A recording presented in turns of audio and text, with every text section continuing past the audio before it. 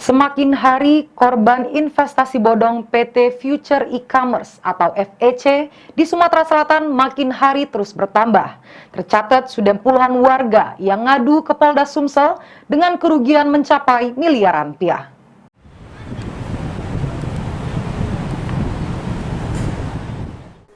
Dari catatan Subdit Indaksi Ditreskrimsus Polda Sumsel, per hari Rabu kemarin sore, sebanyak 40 wong yang sudah mengadu karena ngerasot tertipu oleh PT Future E-Commerce atau FEC ke Polda Sumsel dengan kerugian mencapai 1,6 miliar rupiah.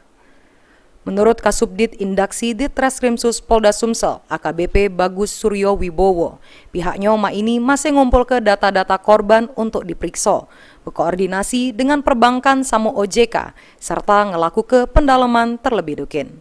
Terkait bakal dijadi ke sikok perkaronya ke Mabes Polri, pihaknya masih belum bisa memastikan karena masih fokus sama penyelidikan dari laporan yang dibuat korban. Kami sifatnya masih menerima laporan saja, terus kita tindak lanjuti. Kalau nanti di perjalanan memang ada kebijakan dari Mabes Bareskrim untuk menarik kasus ini untuk ditangani di Bareskrim, ya kami akan limpahkan perkara ini penanganannya ke Bareskrim. Sampai saat ini belum ada sih, masih di kita. Sejauh ini apa saja yang sudah diperiksa, Bang? Kalau saat ini yang kita periksa itu baru korban, lapor, terus dari pihak perbankan, kami koordinasi dengan pihak perbankan sama OJK.